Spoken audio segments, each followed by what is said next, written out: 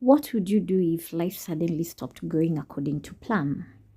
What if, just when your dreams were finally coming true, when everything you had worked so hard for was finally within reach, you were told that time was no longer on your side? What would you do? Would you panic? Would you fight back?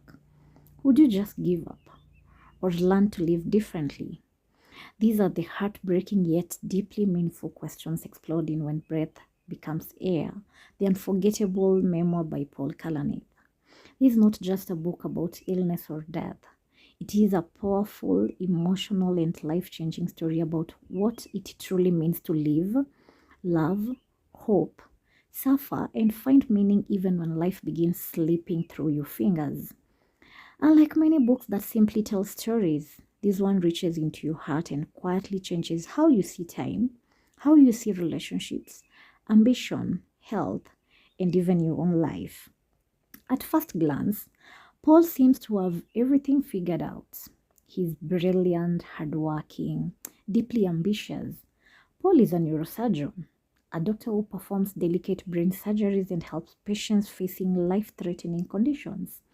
He is highly educated, respected, and close to completing years of difficult medical training. For most people, becoming a doctor is already an incredible achievement. But Paul is not just any doctor.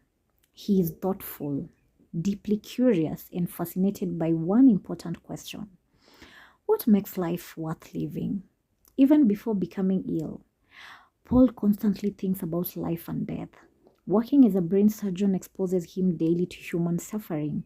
One day he may tell someone they will recover. The next day, he may tell another patient that they only have 1 month to live. He witnesses people fighting for survival, families crying in hospital hallways, dreams suddenly interrupted, lives changed overnight. Because of these, Paul begins wondering about the fragile nature of human experience and existence. Why do people fear death? What gives life meaning when time becomes limited? Can success truly satisfy someone if life itself is uncertain? Little does he know that these questions will soon become painfully personal. Everything changes when Paul, still in his 30s and near the peak of his career, starts feeling unusually tired. At first, he ignores the symptoms: back pain, exhaustion, unexplained weight loss. Like many busy professionals, he convinces himself he's simply overworked. After all, doctors are used to pushing through pain. Many people can relate to this. Sometimes life becomes so busy that we ignore signs or our bodies are trying to send us. We tell ourselves, I'll rest later. It's probably stress. It's nothing serious. But sometimes what we dismiss turns out to be something life changing. Eventually, medical tests reveal devastating news. Paul has stage 4 lung cancer, the kind that has already spread, the kind doctors know is serious. Suddenly, the doctor becomes the patient. The person who once wore a white coat giving hope to others now finds himself sitting on the opposite side of the hospital conversation, hearing terrifying medical words directed at him. One day, he's planning surgeries and dreaming about his future. The next, he's forced to ask himself a painful question: how do you live when you know life may be shorter than expected? This shift becomes one of the most emotional and gripping parts of the book. Imagine spending years preparing for a dream career only to realize you may not have enough time to fully enjoy it. Imagine planning your future with someone you love, then suddenly facing uncertainty. Imagine waking up every day not knowing how much time remains. Yet what makes Paul's story extraordinary is not simply the illness itself, but how he chooses to face it. Instead of sinking completely into hopelessness, Paul begins searching for meaning in a deeper way. He reflects on everything, that is his career, his marriage, dreams, fears, identity, and purpose. He asks questions like, who is he now? A doctor or a patient, a dying man, or simply a human being learning what matters most? His wife Lucy becomes one of the emotional pillars of the story. Their marriage is tested by fear, uncertainty, grief, and impossible decisions. Yet readers also witness deep love, sacrifice, tenderness, and companionship. The book beautifully reminds us that illness does not happen to one person alone. It affects families, relationships, dreams, finances, emotions, and entire futures.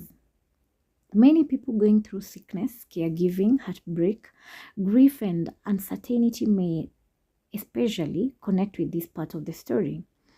One particularly emotional decision Paul and Lucy face is whether to have a child despite the uncertain future. Should they bring life into the world knowing Paul may not be there long enough to watch their child grow?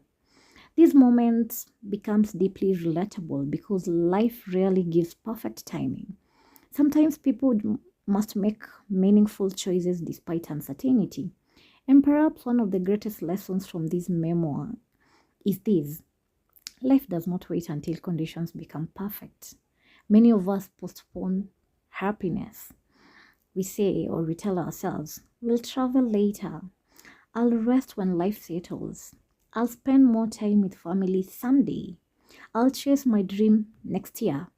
But when breath becomes air quietly, reminds readers that tomorrow is never guaranteed. The book is not written to scare people. Instead, it gently wakes people up. It encourages people to value now moment. It encourages people to value life and live a day at a time.